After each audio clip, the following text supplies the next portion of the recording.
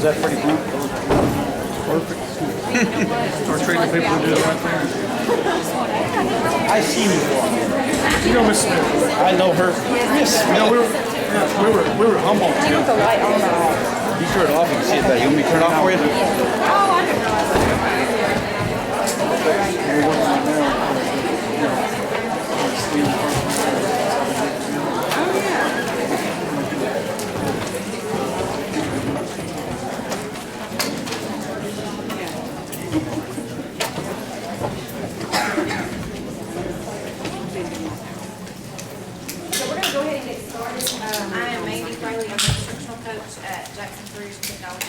Elementary School. I was here last session in November, you were here, so we're so lucky to get another session with me. I know you're excited. This has not been posted on the curriculum page on the website yet, but it will be. I just didn't want to get it in there in time because I didn't get it to them quite as early as I did last time. Today, our mission is to understand the Common Core standards expectations regarding reading and all ELA within the content areas. And we sort of touched on that last time because we did writing, and because they're so intertwined, reading, writing, speaking, and listening, there's really no way to talk about reading without talking about writing, or to talk about writing without talking about reading. But the specific focus for today is going to be, we're going to identify practices and resources that we currently have in place that will support those standards and expectations in the content areas, and then practices and resources that we need to put these expectations and the content areas into place. This is just a common conversation that I've heard at my school. I'm sure many of you all have heard this. How am I going to teach all the content if I have to teach reading? If you're the reading teacher, the language arts teacher, or the English teacher, or the writing, isn't that the reading teacher's job? Is the reading teacher going to teach the science, history, math, chemistry, mechanics, whatever you teach? Is the other person going to teach it for you? I hear the teacher, well, I do what I'm supposed to. I teach reading. So if I teach reading, then they need to teach what they're supposed to do. Science, I teach my science. If they would teach them to read, then I wouldn't have to teach them to read because my job is to teach them science. If the elementary teachers would do what they're supposed to, then we would have a problem in the middle schools. And if the middle school teachers would do what they're supposed to, we wouldn't have a problem in my school. Isn't that true? If the middle school teachers actually had high expectations, we wouldn't have a problem in high school. And then the cycle just keeps going back. Whose fault is it? Who's supposed to teach what? When really and truly, if we put the students as our focus, we're going to all work together to teach and accomplish the goals.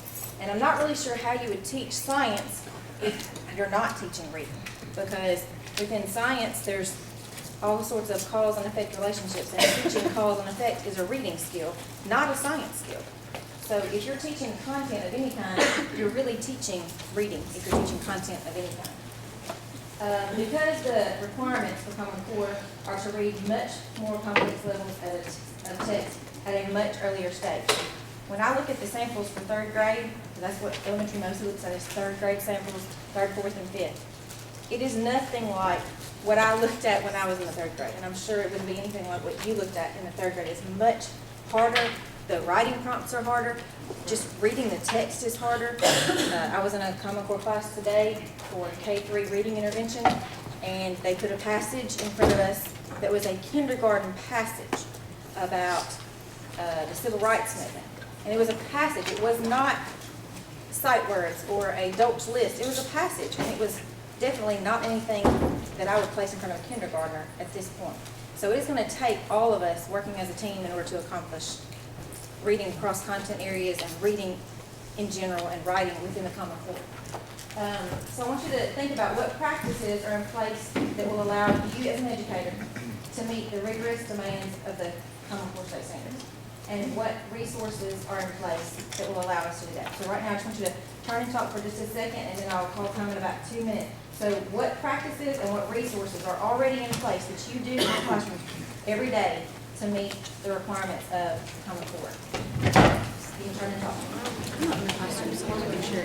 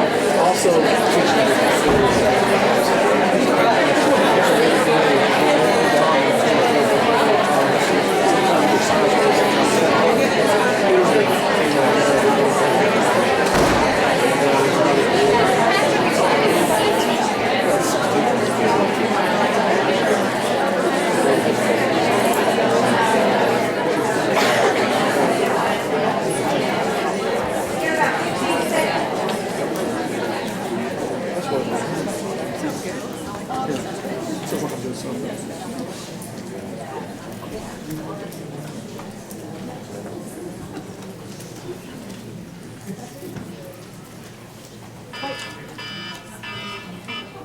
right, let's hear from you all, your extras. What do we already have in place, that resource-wise that we can use? What resources do we already have in classrooms in Jackson?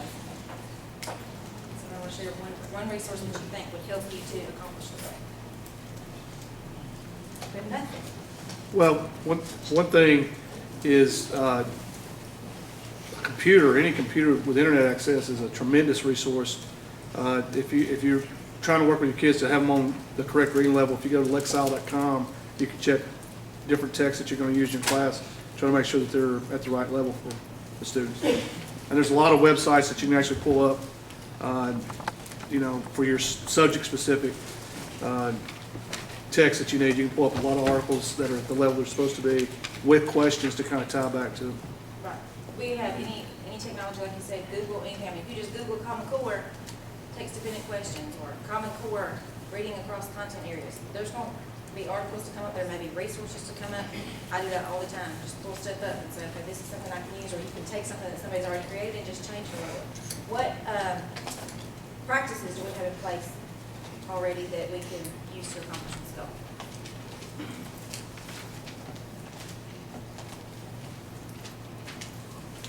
We're teaching the students to go back within the text and find evidence to support their question, the answers to their question as well as writing. So we're teaching them that strategy. Great. We're not going into Common Core testing next year having not had any training. You all have been trained some schools may have had more training than others, some teachers may have had more training than others, but we are using some of the practices that Common Core recommends already. And so it's not going to be next year learning all brand new strategies. And some of the strategies that you did forever ago, if you've taught for a long time, because they say, oh, this is new teachers, why would you talk about, well, because everybody that's in here is new to Jackson Math. It doesn't mean that you're a brand new teacher. So some of you may have taught a long time, and you know how things kind of go around in a circle. So you may have strategies and even materials that you can use to make, to achieve our goal already in place. How many of you guys use close reading or know what close reading is? You read it once, go back over and pull things out of the text, right? Close reading is a very effective tool for reading. And what practices will we need to put into place to accomplish the goal? And what resources are we going to need to accomplish the goal? We can just kind of share out on that. What practices do you think that we need to learn more about? And what resources do you think we need in order to accomplish the goal?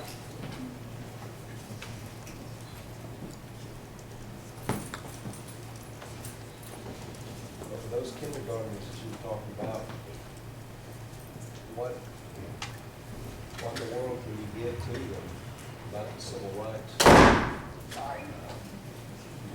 Anything underneath civil rights that's going to be something that they can run with. I mean, is that too much to expect for a kindergarten? I feel like, I think that's a little bit above what I think it definitely is. Looking at it right now, I think if we had, did raise your hand if you teach kindergarten in here?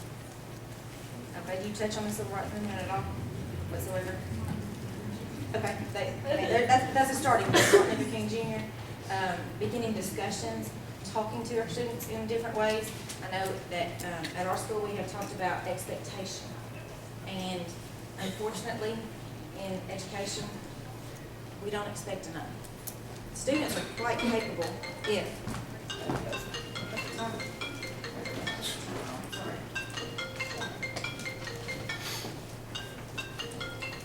we expected more, would they achieve more? Possibly. Most students come to us having very poor language development and very poor vocabulary development, and they're not exposed to rich text. So the premise behind this is the earlier you expose them to rich text and vocabulary development, the more likely they are to latch onto it. So if we wait until third grade to introduce them to a higher level text or a complex text, they don't accomplish much learning from that because they've never seen it before. So while we wouldn't expect maybe the kindergarten to read the passage independently, we would read it to them and then closely read and go through and dissect the passage, take it apart, teach them some words.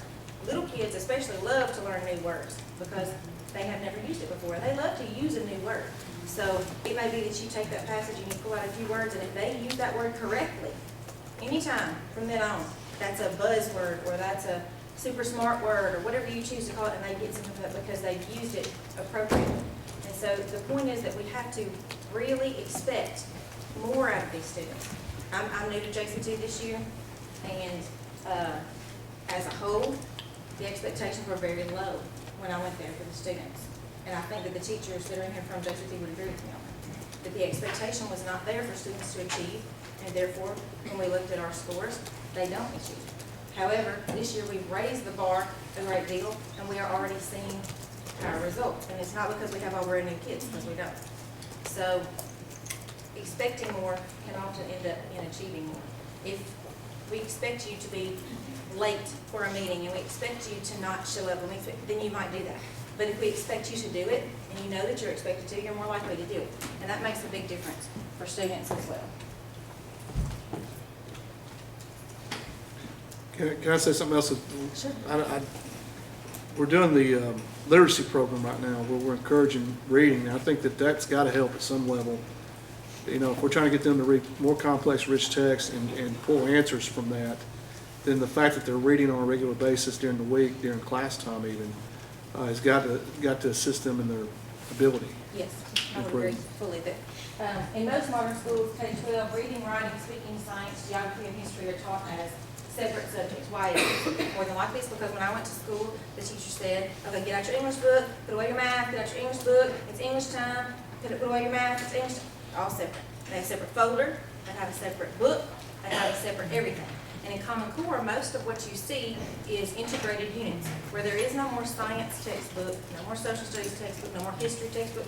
It's all integrated into a set of texts that are exemplar texts that they say, these are texts that the level of text that our students need to be able to analyze and write about. Because I don't know very many people that need to, the little video I showed last time, you don't need to be able to go and tell about your very best holiday in a job. They don't really care about that in a job.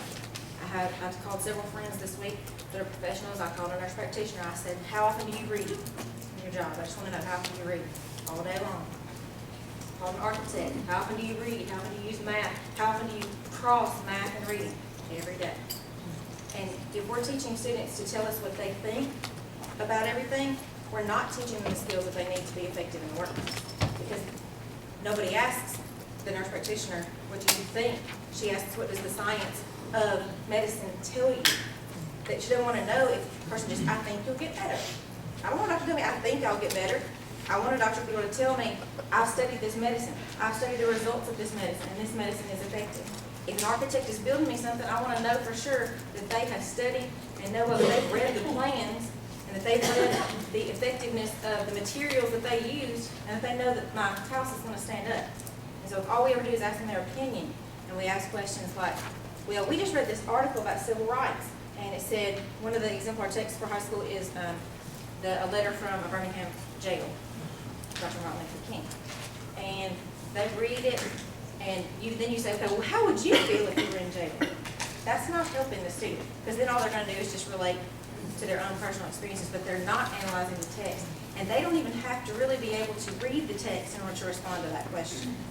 So we have to make sure that when we ask questions of our students, that we expect them to be able to read the text that we're talking about, and that we expect them to be able to analyze the text that we're talking about. Sometimes we say that everything's been separated because textbooks, they're different. Teachers, departmentalization. I mean, I'm a fan of self-contained. The fifth grade teachers back there might fall apart. I'm a fan of self-contained because when I have everything and I know I got to teach it all, then I'm going to make sure I teach it. But when you got to, I don't like to share my kids. I don't want to share my kids with anybody because I don't know what they do over there. Now I'll share my curriculum all day long. I'll share what I'm using and let you use it too because I want us all to be the best. But I don't want to share my kids because I don't know what you're doing. I know what I'm doing.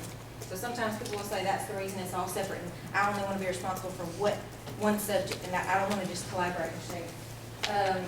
Some of those off-the-record suggestions, like, is that on TCAP? I mean, science and social doesn't really count. I didn't say that, though. I mean, I'm the principal in the building, And I'm not really telling you not to teach science and social, but I'm just telling you that the report card and all, how many of you ever heard some, yeah, something like that, well, we don't have to do that, but they need to know it. So it doesn't matter if it's just on the test, if they need to know it. We would hope that what they need to know is what's on the test.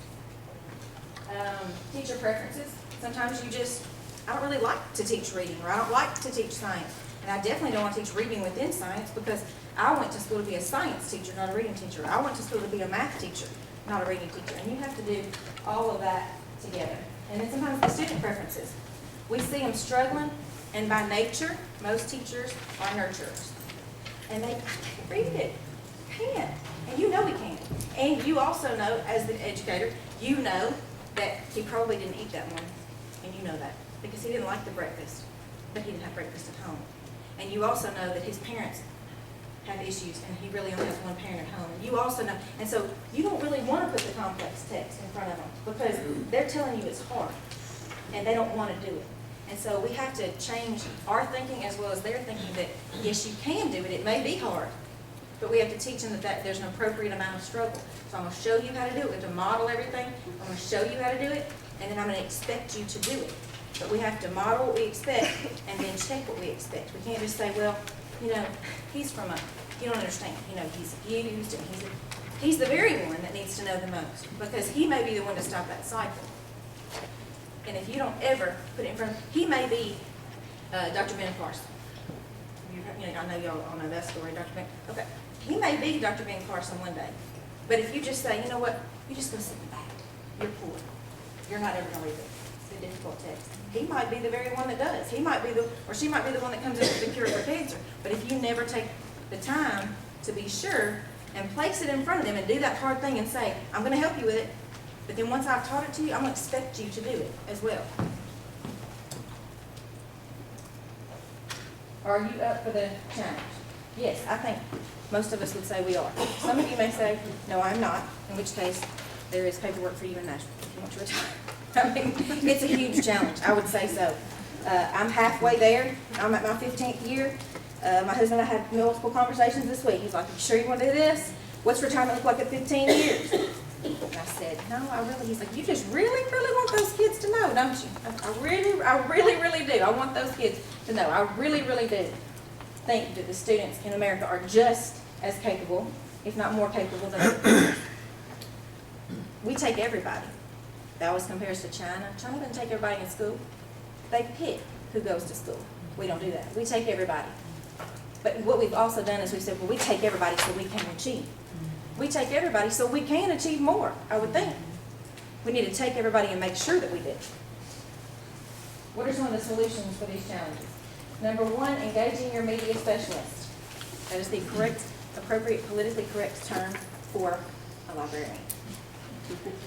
Engage the media specialist. I had to learn this. I did not know this last year, and I was taught.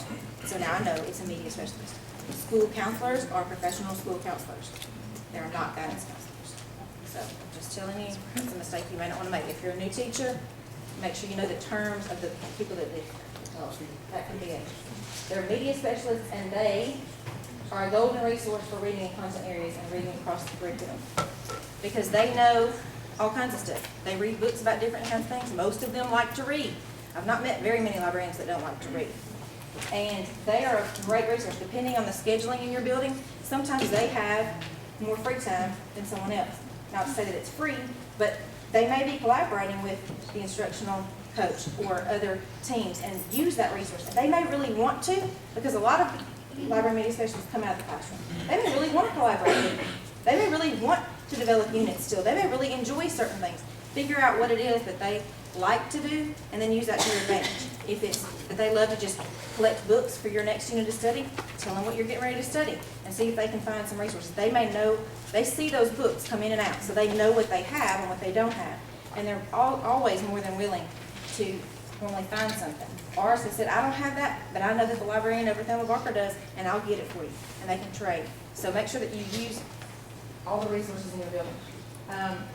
They may have text sets, they may have the ability to search different things online and a different continuum of skills. We have our librarian right now, our media specialist, I'm just bad on that. Our media specialist is planning units to meet the writing and research standards for grade 5. She's working on informational text for grades 3 and 4 because when we looked at our data, that was their lowest areas. So I just went to her and I said, I have to have you to do these. I have to have you because the teachers are going to do these and they're going to focus on, I have to have you.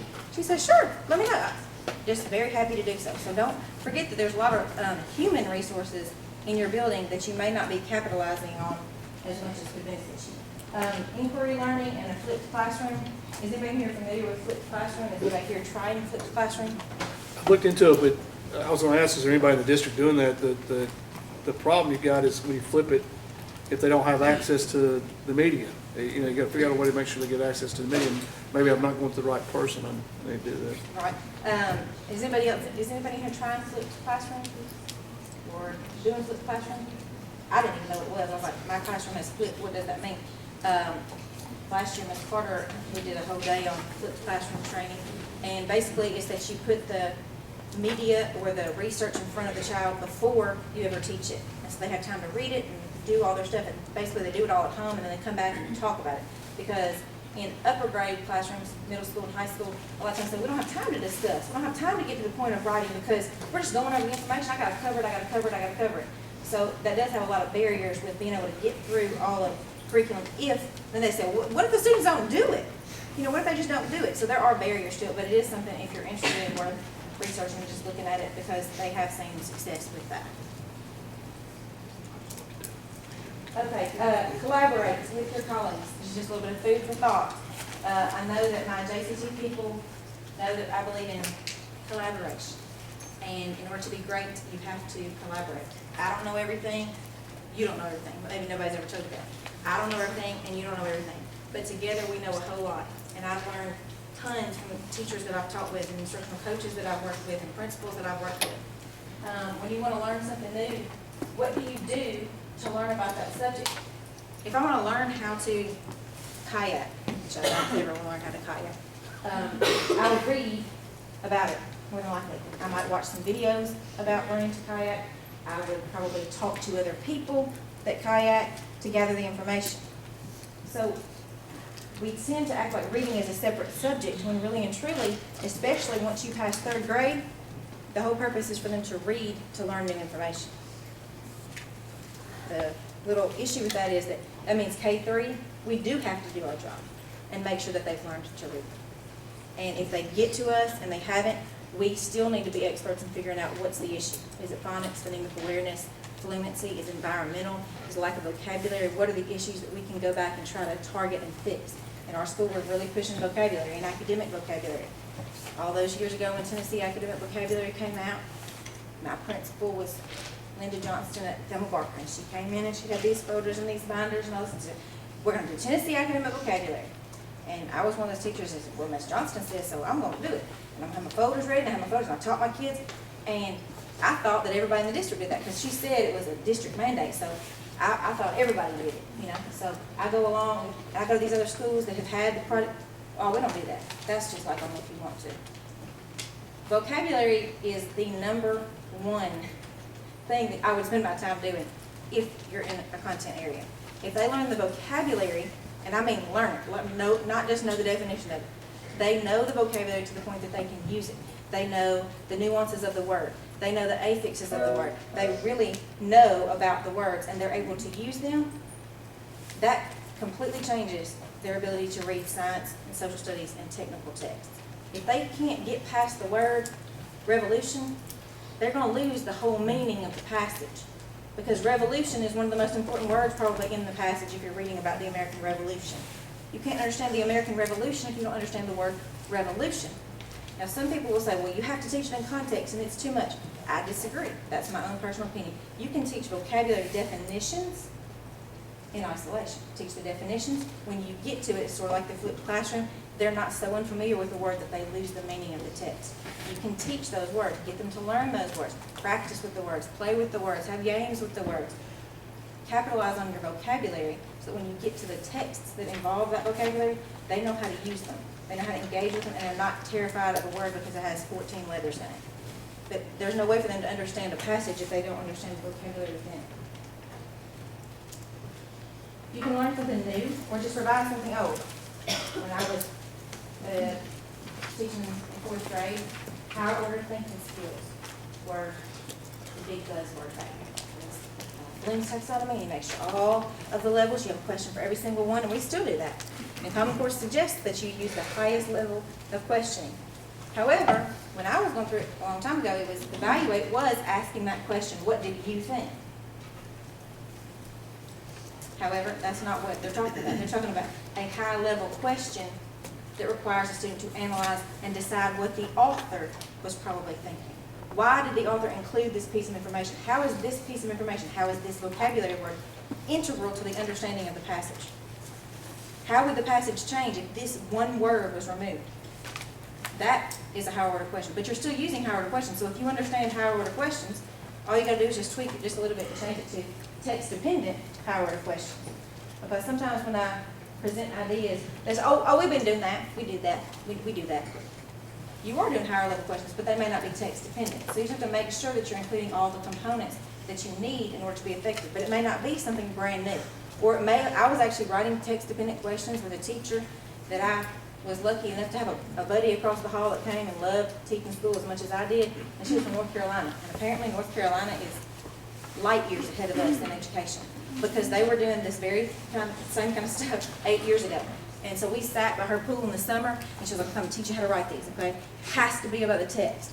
So I learned, but she didn't call them that. She just called them something else. I don't even remember what she called them. But it was this. It was the exact same concept.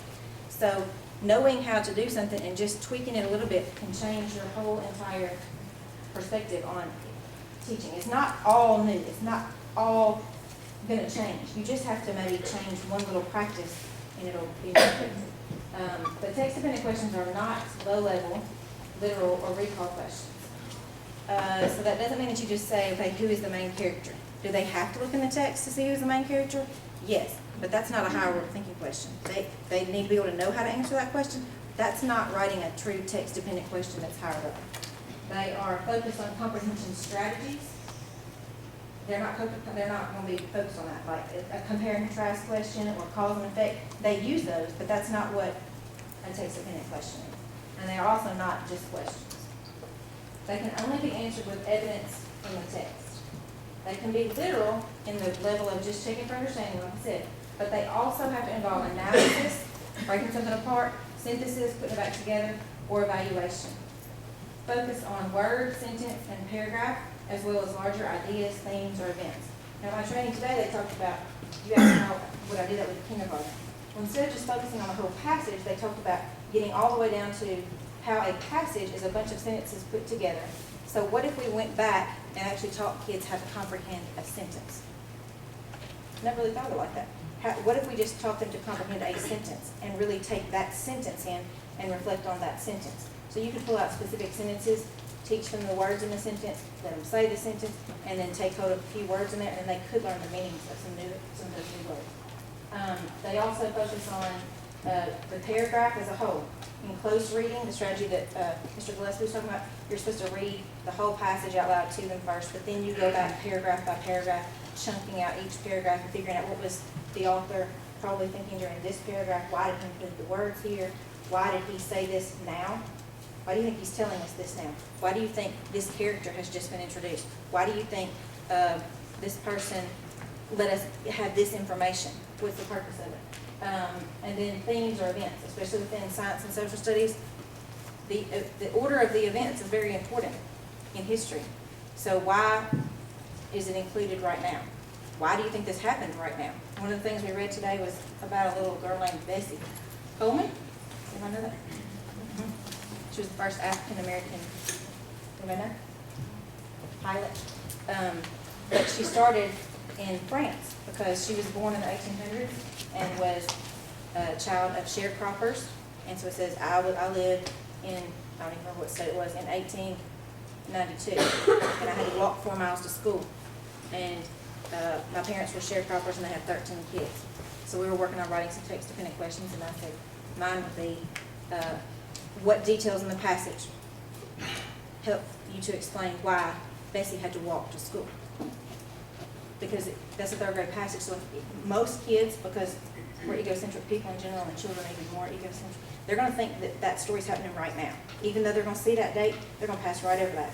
And they're gonna think that that passage is happening right now. So I wanted them to really key in on those two sentences that talked about who her parents were as sharecroppers, when they would have to discuss that vocabulary word, and the time period in which it was taken. There was no bus transportation to school during that time, and her parents were sharecroppers. So even if there hadn't, she wouldn't have been one that they would have picked up. As we went on, looked at the passage, talked about that she went, there's just one sentence in it that I almost thought was one of those questions they were gonna ask me about which question didn't belong, which sentence didn't belong, because it says that they had pilots in France, they had female pilots in France. And I thought, that's kind of out of order here. But as I continued to read, one of my questions became, why did the author include this sentence in this paragraph? Because later we were going to find out that that's where she had to go to study. Because they did not have, every flight school turned her down because of two reasons. She was a woman and she was African American. So they wouldn't let her in. But if I hadn't known that about France, I might not have understood the whole passage and then the timeline of her becoming a pilot. They focus on different portions of the text in order to enhance reading. So you don't have to have a 30-page story in order to have an effective text. And we're used to it in elementary school. We're used to having that long story and the building background and the vocabulary words on Monday, and then we do this on Tuesday, and then we do this on Wednesday because we have to read the story 3 times. I mean, I was indoctrinated into that. You read that story one time to them, they partner read it, and then they read it on their own. That's what you do.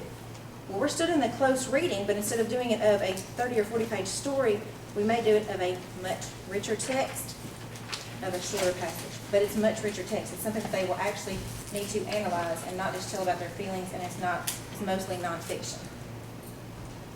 You can include a prompt for writing and discussion questions. If you just think about text-dependent questions and close reading, they go together.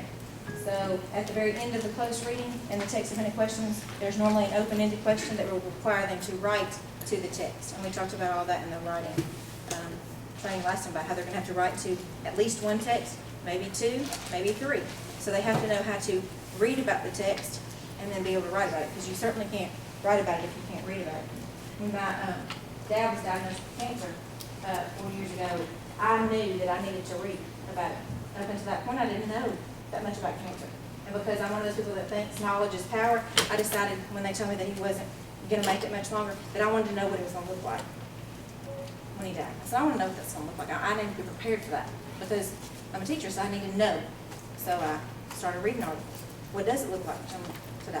What's it going to look like because he has cancer? What's it going to be like? And somebody said, ooh, that's awful. Why would you do that? Because the knowledge gave me the power to, when I experienced it, understand it. And I could understand it better because I had read it.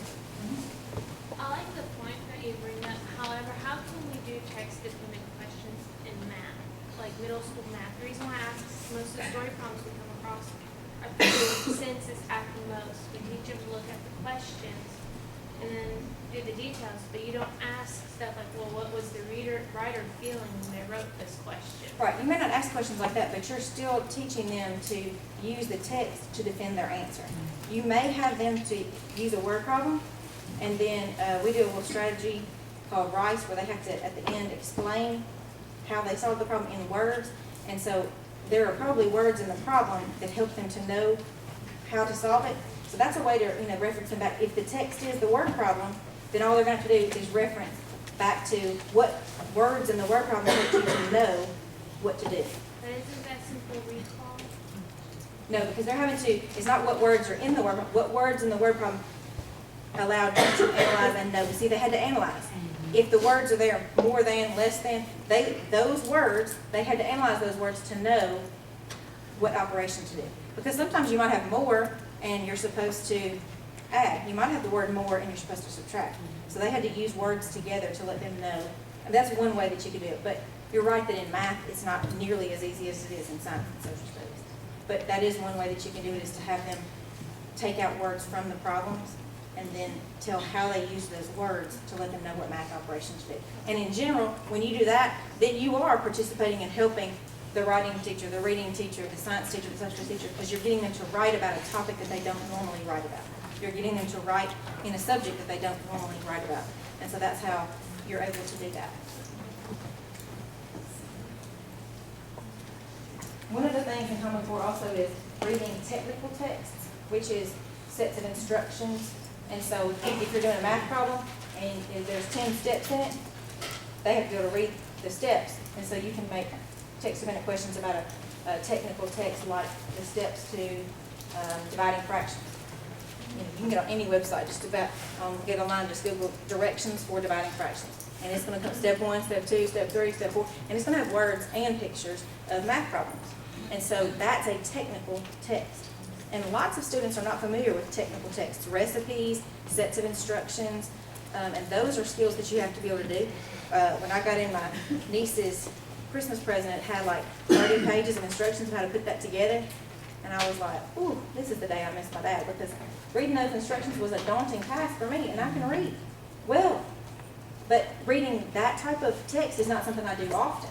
So it was different than encountering just a regular nonfiction or fiction text. So that's one thing, steps in a process, you can make some text-dependent questions about things like that. You could print out the instructions for how to solve a problem and have some questions about that. When you're writing or reviewing a set of questions, consider the following 3 categories. Questions that assess themes and central ideas. So if the theme is the American Revolution, then you're going to want your questions to point back to whatever standards you're covering about the American Revolution. What is it that you want them to know? Is that what I've been saying all year? Well, what is it? What do we want them to know? When you're doing science or social studies, it is teaching reading. What do you want them to walk away knowing? And you can't do a lesson plan, even just to get it turned in, to get it checked off by whoever's checking it, if you don't know what you want them to know. What do you want them to know, and what do you want them to be able to do? Do you want them to be able to identify the causes of the American Revolution? Okay, then you got a starting point. Is this article going to help them be able to identify the causes of the American Revolution? If it's not, then you don't need that one. Your text needs to line up with what you're wanting them to know and be able to do. Questions that assess knowledge of vocabulary. If you're studying the American Revolution or any other topic in science or social studies, there are certain vocabulary and knowledge that they have to go away with. Or maybe that you were really expecting them to come with. So you may have to backtrack a little bit and say, okay, you may not know all the vocabulary associated with this. Let's talk about these words and what these words are and why these words are here. And some words are multiple meaning words. So you can't just teach them one meaning of it. You've got to teach them how to use the context to understand the meaning of the word within the passage that they're reading. And then questions that assess syntax and structure. When I first went to training on this, I was like, I don't know exactly what that means. I knew what the words meant, but I didn't know what it looked like. So I started researching, and syntax and structure talk about those multiple meaning words, how's it being used, as well as the structure of the word, and the affixes included. So one thing I have a lot of teachers do is if they have a word that has multiple forms, for example, last week it was weather tools, and most of the weather tools had meter at the end of them.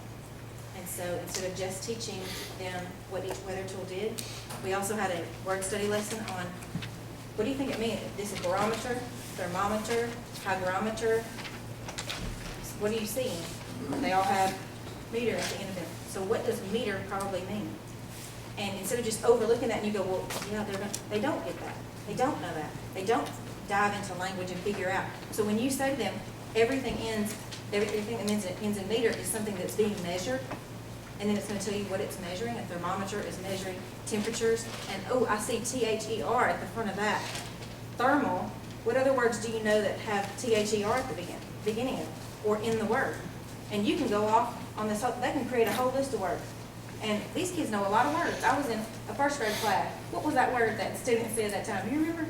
I mean, we just but what? I said, what? Which one? Sabotage. First grade. And she was reading a story about the clubhouse.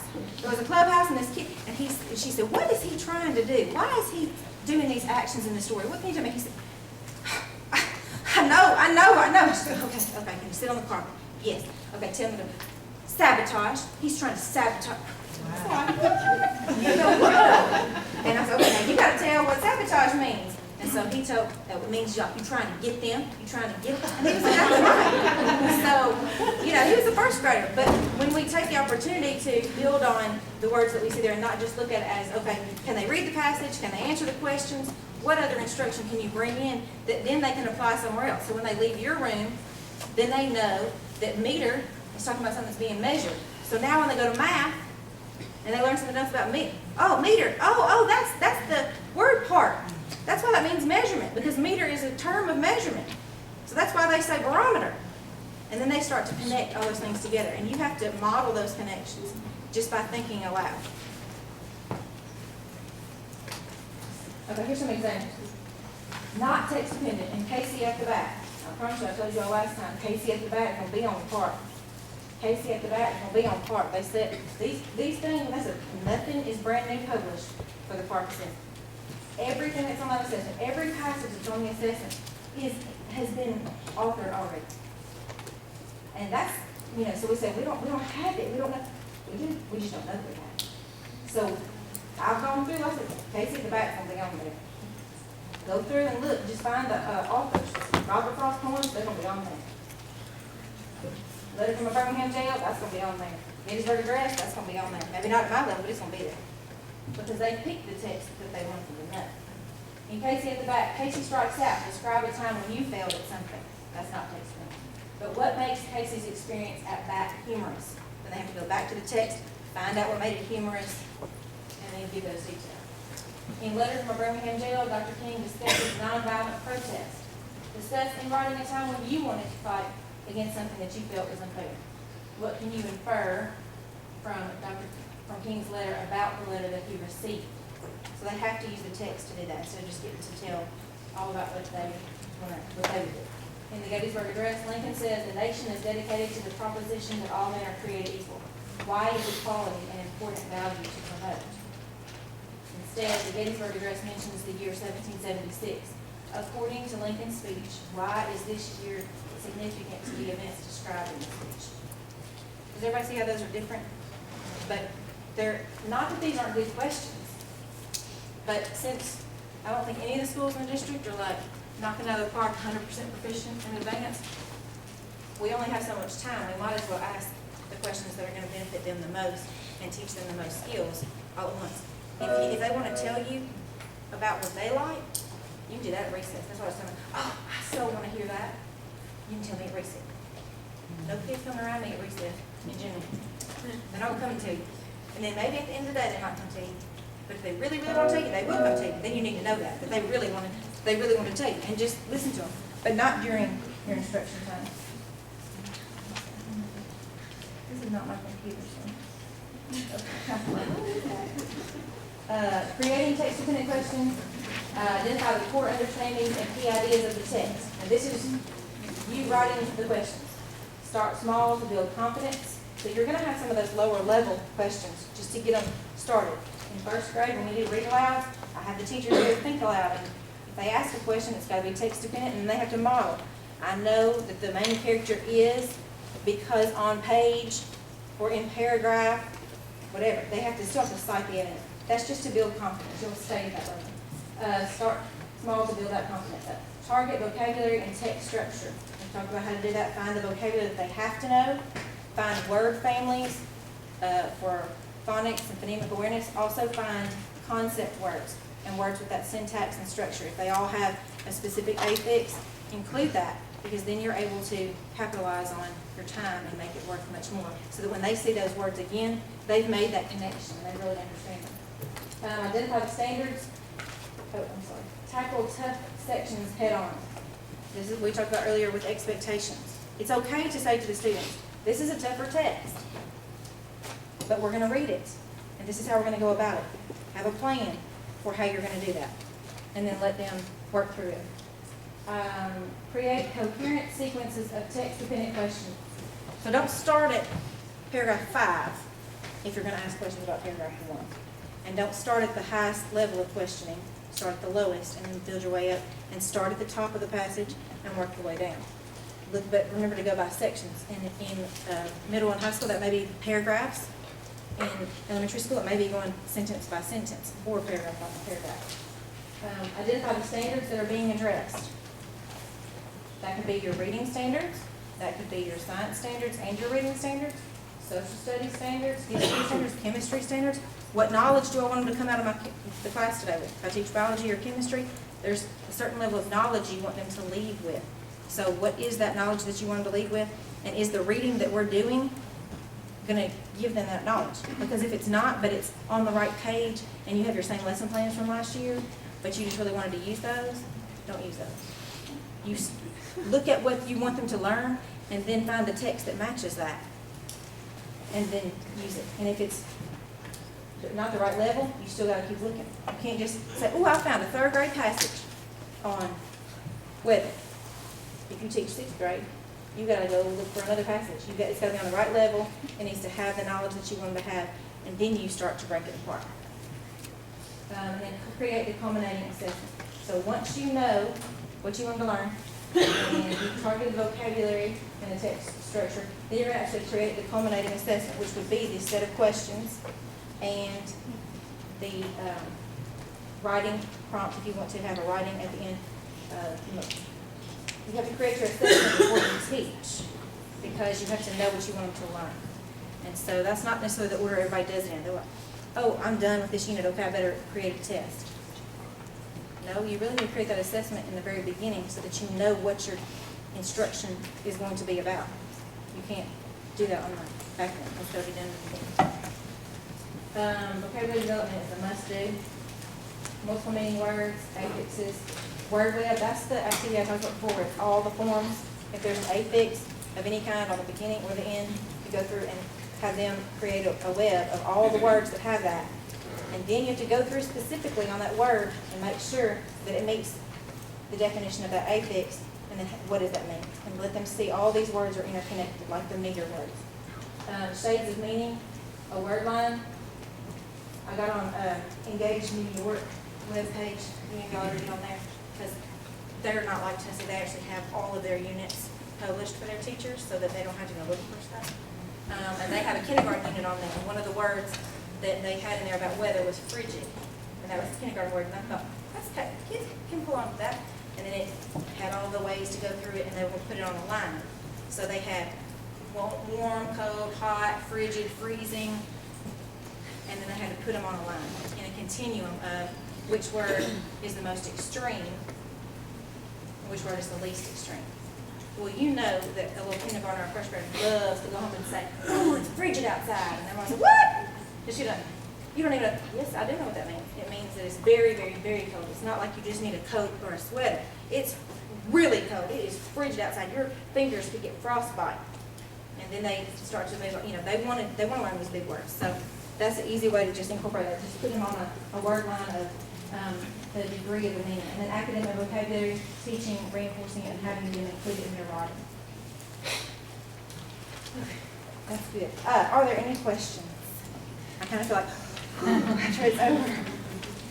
Because see, I had all my stuff saved for my PowerPoint presentation, and then my computer got a virus a few weeks ago. And when I went back to get all that information, it was gone.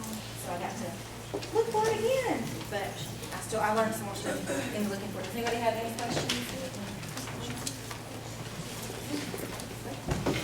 Okay, well, I enjoyed being back with you, and I hope you all have a great weekend. If you didn't sign the sign-in sheet, I'll have it up there in just a second.